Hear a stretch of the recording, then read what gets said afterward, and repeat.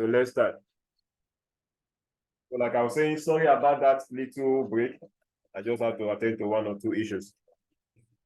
So the question on the board is write the equilibrium constant for the above reaction. If you can see the board, the reaction is N2 react with 3H2, give you 2NH3 equilibrium constant for that reaction. Mr. Onos, Yes. what's on the board? I can't see. Nitrogen, then what? Like nitrogen gas react with hydrogen gas, that is N2 plus H2, 3H2, give you 2NH3.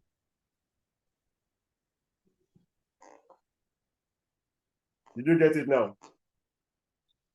N2 gas, then plus 3H2 gas. Yes. Gives you 2NH3 gas. We're asked to write the equilibrium constant for that reaction. So quickly, Okay. equilibrium constant, that is Kc, equal to your product, NH3 raised power of 2 over nitrogen gas, N2, then H2 raised power of 3. So this is your equilibrium constant. Now you see the board. Yes, we can. Okay. Any question on this one? That's the answer. Yes, that's the answer. It's as simple as that. Okay. Okay. Another question here is, in the reaction above, that means this is the reaction. Let me give you the reaction. N2O, N2O4 gas, NO2 gas. So in the reaction above, which is this reaction, the equilibrium constant is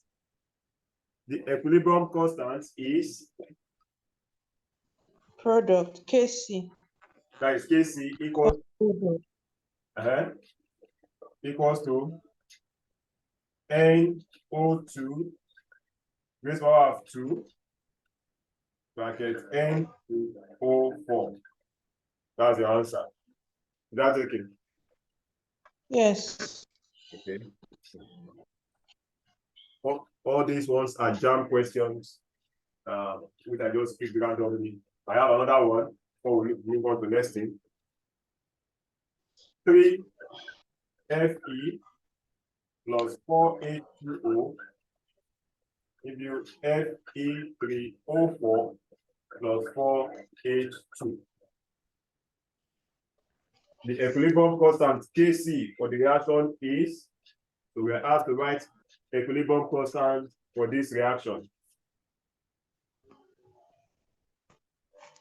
So what do you think will be the answer? T equals to Fe30 raised to power 4. Fe3O4 plus 0, that's oxygen. Not raised to power 4. It's not raised to power 4 because this 4 belongs to oxygen, it's not in front. Okay. Then Plus. not plus. Okay. Not Okay. raised to power 4, please don't put plus.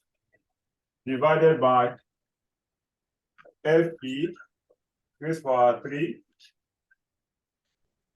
4H2O, like this. So this is your equilibrium. That 4 is 4. Why did the 4 not go on top? Very good. I did it on purpose to see whether you're actually following. So that means the 4 should come here. Thank you. Which means you understood the concept. So it was a deliberate act. I did it on purpose. So, is that okay? Yes. Okay. So you can write note. Equilibrium constant is only affected by a change in pressure. Sorry, temperature rather. Equilibrium constant is only affected by a change in temperature. That means temperature is the only thing that affects equilibrium constants. In case they ask the students in an exam, which of the following factors affects equilibrium constants? The only thing there is temperature. Is that okay? Yes. Okay. Madam Esther, any question? No, no question. Okay. It's a very simple topic now. It's not difficult. So since there's no question, you can try this one.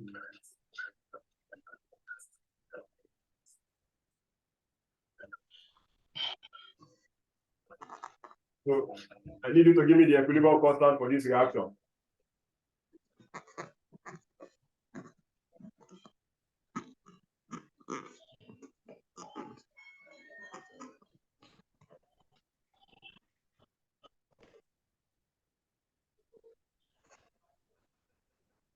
Can you hear me?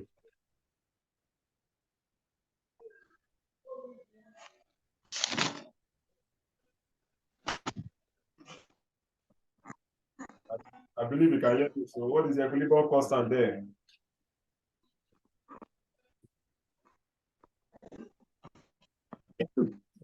Sorry. G. Go on. I'm hearing you. G. P. GP or G raised power P. Which of them? Bracket G raised to power P. Yes, go on. Then another bracket H raised to power Q Yes, go on. over E raised to power M. Yes. Then another bracket F raised to power N. Okay, thank you. So that's your answer. Perfect one.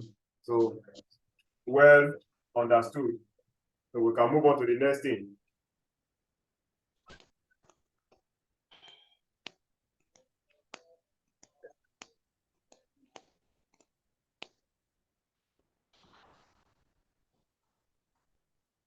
Please spell that in Chatelius. The Chateliers principle or the Chateliers. Okay. If you have taught SS2 before or year 2, you must have come across this when teaching this topic, the Chateliers principle.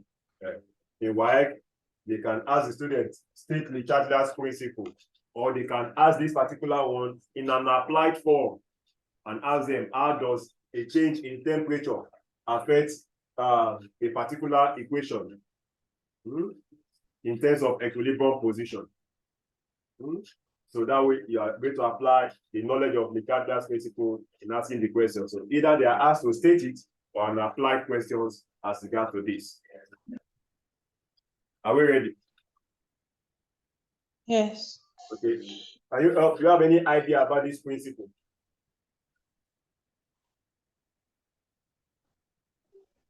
Any idea? Madam Esther?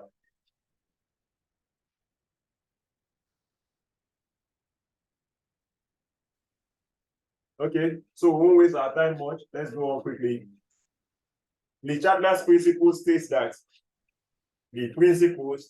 when a system in equilibrium, the Chateliers principle states that when a system in equilibrium is disturbed by an external factor, when a system in equilibrium is disturbed by an external factor, are you there?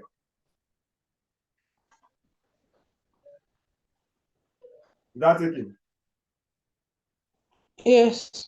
It is disturbed by an external factor such as temperature, pressure, and concentration, such as temperature, pressure, and concentration. The system will adjust. The system will adjust to cancel out the effect of the change. The system will adjust to cancel out the effect of the change.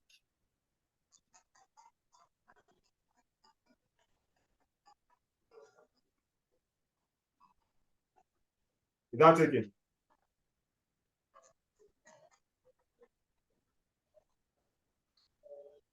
Hello? Hi.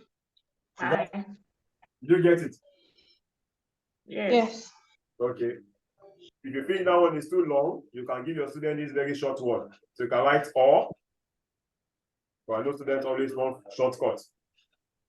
Or when a system in equilibrium, that's another one. When a system in equilibrium is disturbed, when a system in equilibrium is disturbed, the system adjusts itself. When a system in equilibrium is disturbed, the system adjusts itself in order to restore the equilibrium. The system adjusts itself in order to restore the equilibrium. So that's another way to state it.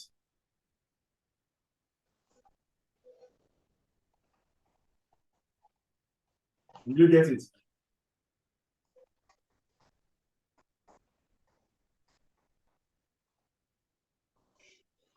Hello? Sorry, the order is it OR or OTHE? Order, O-R-D-E-R. Okay. Okay, thank you. Welcome. So let me ask this simple question. Sorry, have you ever taught in a private school before? Yes. Okay. And now you are teaching in a public school. What's the difference? What's the difference between both of them? Number one, the population. Okay, of government school is higher. Yes. What else? The Sense of teaching in your own aspect, which do you prefer? I prefer the government school. Okay. Which one do you think will bring out the best in the students? In terms of With the way I'm teaching, in terms of teaching generally, is it a government school teaching or the private school? my teaching didn't really change. Yeah, It's it's the not in same terms of, thing. it's not your own now. I mean, on the student's perspective. If I bring a student from a private school and put the student in a government school setting, how do you think the student will cope? He do better than the ones there. He will do better. Good. Yes. Probably because of his foundation, where he's coming from. Yes. Then again, if you ask your students, if you take a government school student to a private school, how do you think the student will cope? Which of them can easily adapt easily? Is it from a The ones government? Okay. from Maybe, government school, the ones that are smart will adapt fast. okay, good. The one that are smart, in quotes. That means adaptation will not just take place automatically. The child will first of all observe. That's why they say there's a parable that says when the chicken gets to a foreign land, he will stand with one leg first. Yeah? The child will first of all observe, because where the child is coming from, the child was already in a state of equilibrium. It was already okay, so to say. But when you now move that child from that state of equilibrium to a different state again, that means you have distorted the state of equilibrium. The child will find a way again to begin to adapt. The child will not make new friends immediately. Yes. Yeah. Even myself too. All my years I've taught in private school over more than 12 years. On entering the government school, I saw that their worlds apart. Like 7 of the differences clear. So I will have to begin to readjust again to align with the way it is done, or try as much as possible to change the setting to suit me so that I can have a stable equilibrium. That is what this principle is all about. That if a system that is already in equilibrium, now you can just draw a simple scale for your students. I tried this one because I realized that it's easier when students have a pictorial view of what you are saying.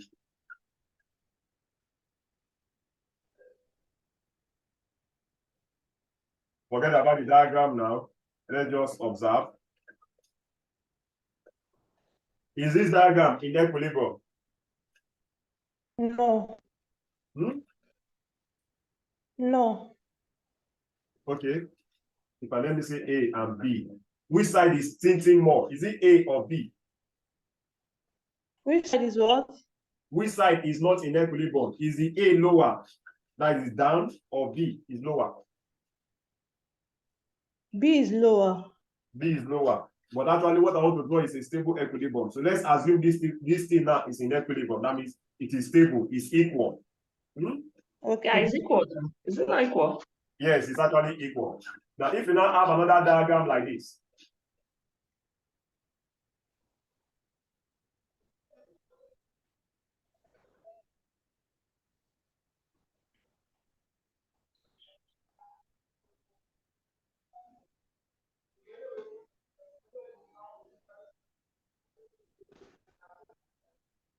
are you with me?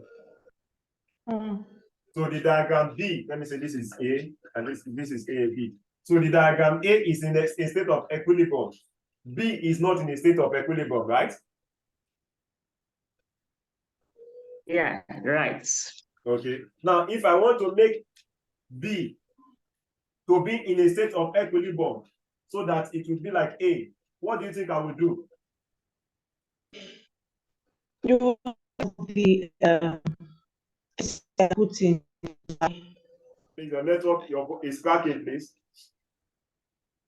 You take some elements from the X and put in Y.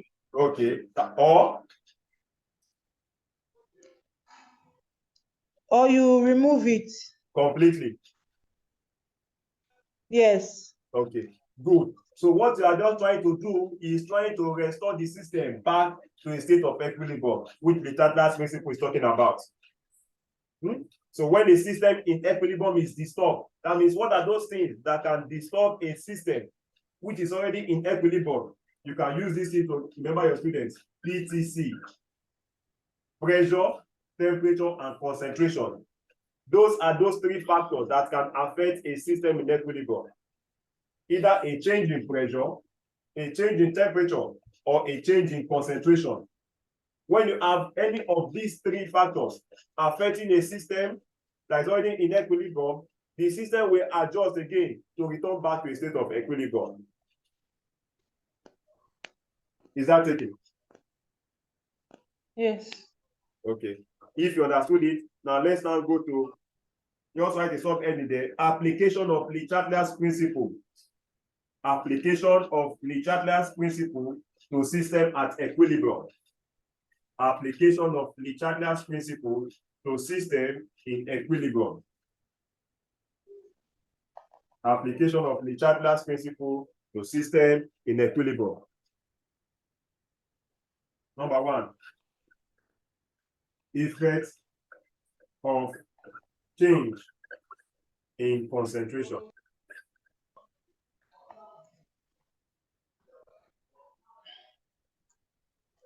Are you with me?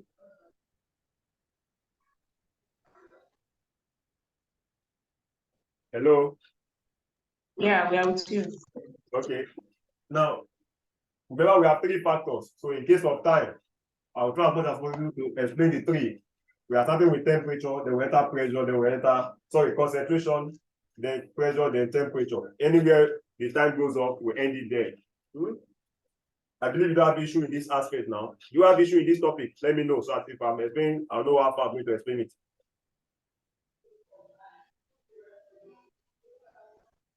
I need response, Madam Esther and Madam Joy. Do you have any, is there any area in this particular aspect that is confusing to you? If you're okay with it, if you understood concentration, I will leave it. Let me talk more on that. You just explained it now. I just explained it. Yes. Okay. If you think I just explained it, let me now give you. What I'm looking at is how do we have applied questions. So you can write. Consider the chemical reaction at equilibrium. This is the reaction.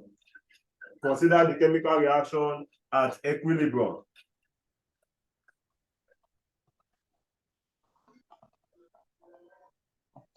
Sorry, this is a question or When you have written effect of change in concentration, we want to explain it now. Okay.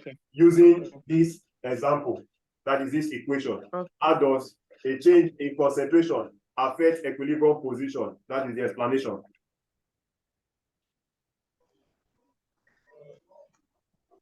Is that okay? Yes. Okay. Now, before we start, this arrow, that is called forward reaction. I believe you know that already. This means Yes. backward reaction. Yes. So if I say equilibrium position shifts to the right, that means this is my right hand from the board. So that means I'm talking about forward reaction.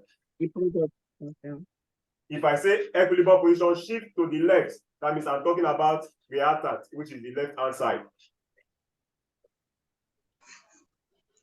Okay. Okay. Now the question now is this: in case of something like this, if you have this equation, hydrogen gas react with iodine gas or iodide gas to give me hydrogen iodide. If I want to produce more of these products, what will I do?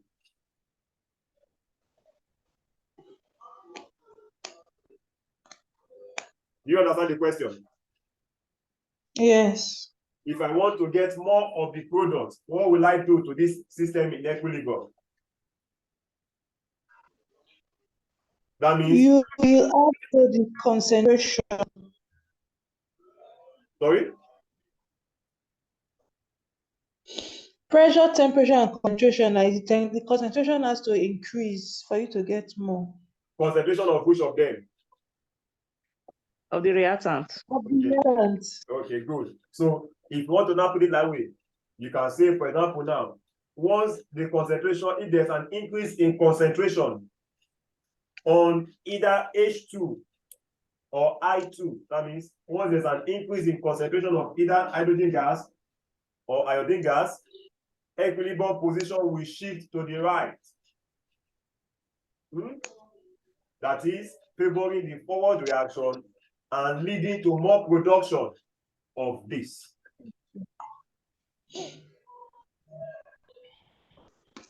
You understand it? Yes. Then the reverse is the case. That is, if there's an increase in the concentration of I2, equilibrium position will shift to the left, favoring the backward reaction and leading to more production of H2 and I2.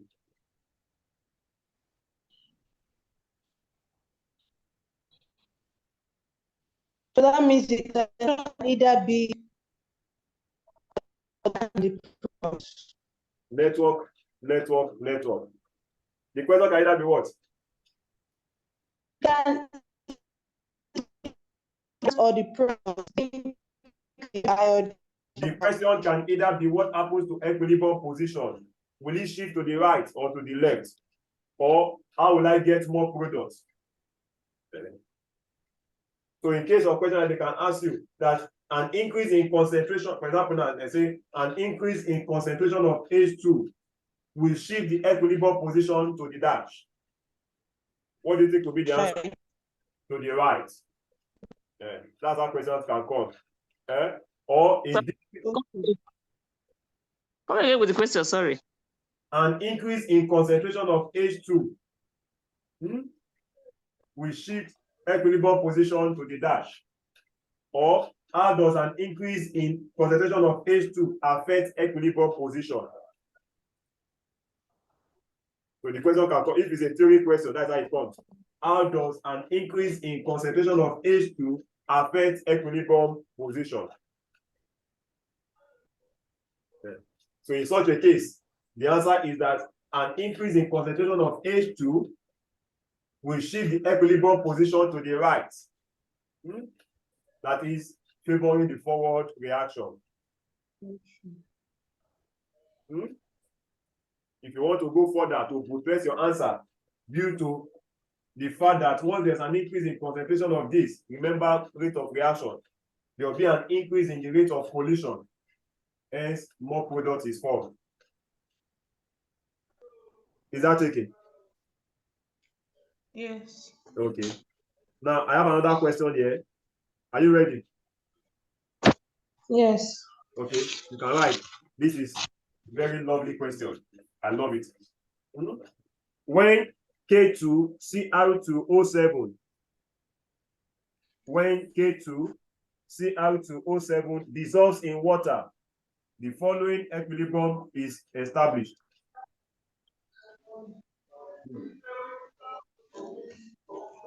Do we get that? When K2Cr2O7 dissolves in water, the following equilibrium is established. So this is the equilibrium, just like it.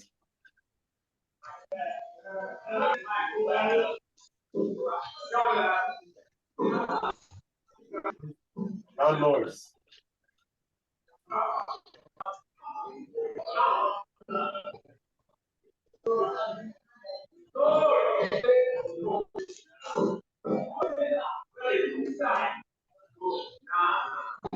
Can you see the board?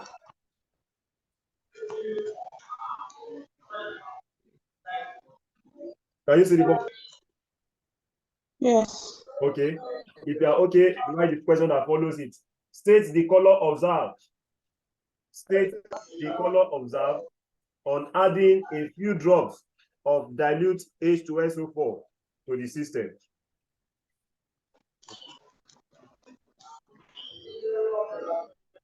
State the color observed on adding a few drops of dilute H2SO4 to the system. Are you there? H2SO4. Yes, on adding a few drops of dilute H2SO4 to the system. Then the B part of that question is explain your answer in A above.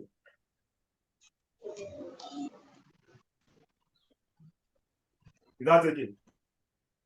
Yes. So can we answer it? So this is an applied question, like I said before. So now, if you look at this equation, your hydrogen ion here, this H2 plus is supplied by my H2SO4, like the dilute H2SO4. Do you understand?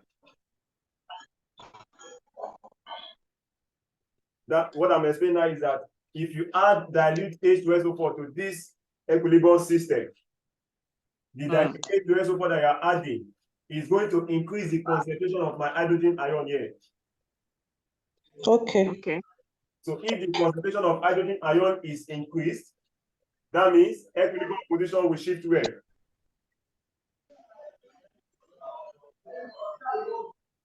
To the left. To the left. Very good.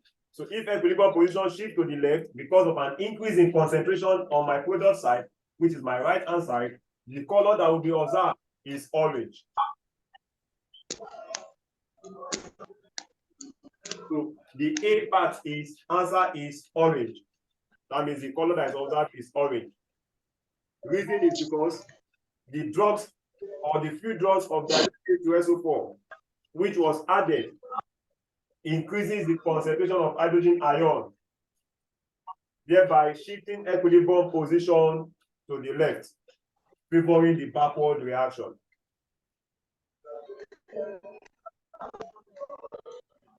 Can you come up with the answer again? Sorry. You said it's orange because? The answer is orange because the few drops of dilute H2SO4, which was added to the equilibrium system, increases the concentration of this, that is hydrogen ion, thereby shifting equilibrium position to the left. That is favoring the backward reaction and leading to an intensified orange color, or leading to an intense orange color. That's taken. Yes. So that's it. So we'll move on to the next one. We have 10 more minutes to go, less than 10 minutes. Let's see if we can talk about that. Effect of change in temperature. Effect of change in temperature. Effect of change in temperature. Are you there? Yes. Okay. Now, let your student know for effect in change in temperature, the first thing they should watch out for is that is the reaction exothermic or endothermic. That's what they should watch out for. Is the reaction exothermic or endothermic? Are you there? Yes. Okay. Let me give a typical example. Let's say N2 plus 3H2, give me 2NH3. Then delta H equals to maybe like say minus 153 kilojoules. Oh. Hello? Are we tired? No, no, no. Don't worry, we are going to stop here at temperature. Once the time goes up, we'll end it. Another, you can just read up pressure. I would have actually loved to touch pressure, but there's no time.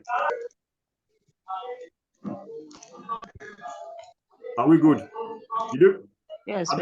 Okay. Now, if you check this equation, what type of reaction is this? Is it exothermic or endothermic? It's endothermic. Endothermic. Why do you say it's endothermic? The reaction is exothermic, not endo. It's exothermic because of negative. Yes, because of the enthalpy change is negative. We have done this before. So you see, it's a build-up. That 154. Yes, minus 153 kilojoules per mole. So because of this minus here, the reaction is exothermic. So let me put it this way. Are you there? Yes. Because of time, I'm going to do it like this. You can do your table like this. Exothermic, endothermic. All these persons that are coming in now. Thank you very much, but we are rounding up.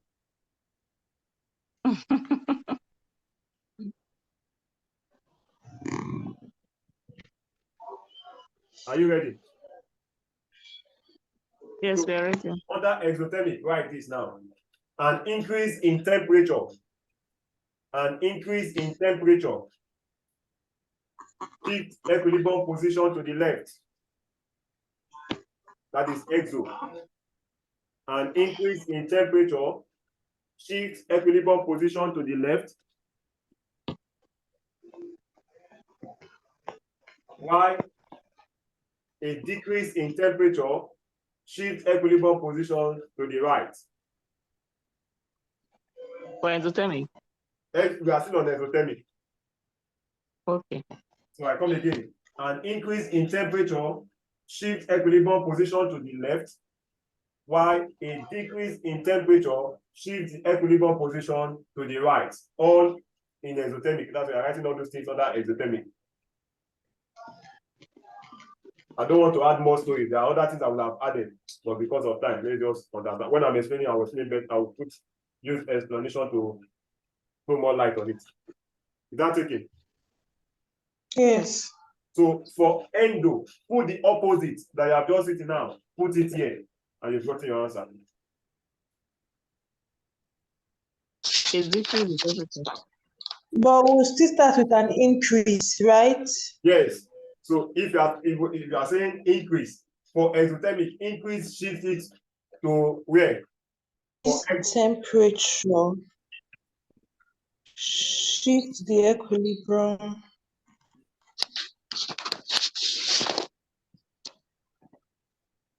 Position to the right. yes. While a decrease in temperature, shift the equilibrium position to the left. So that's just it. Any question? Let's now use that story that you have I've done it. let's use that to explain this particular equation now.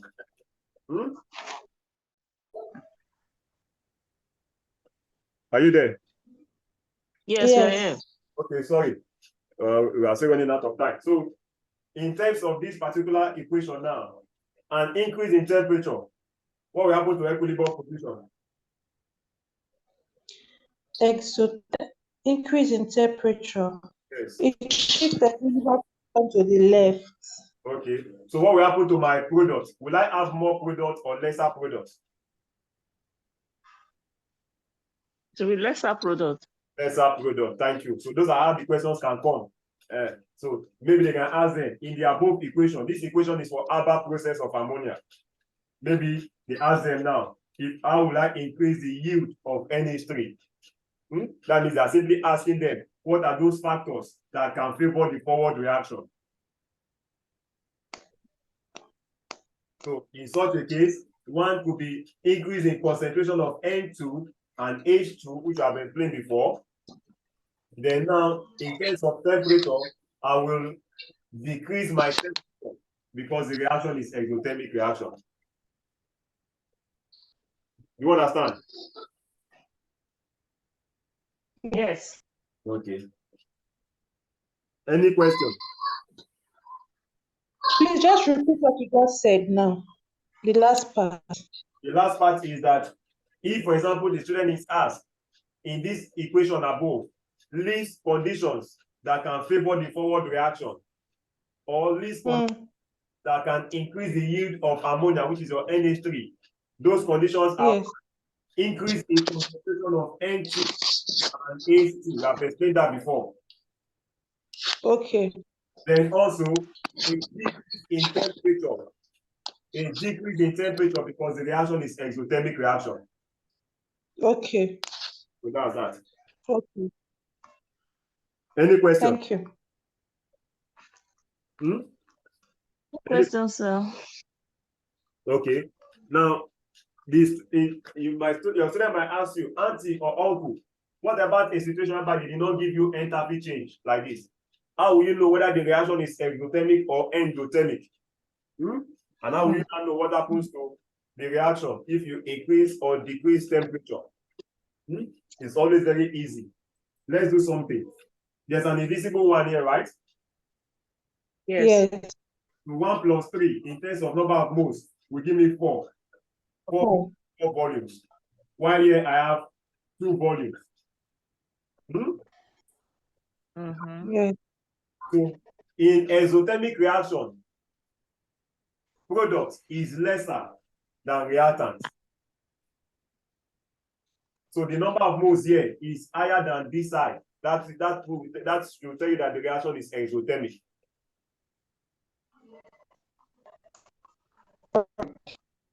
And then the other way around is endothermic.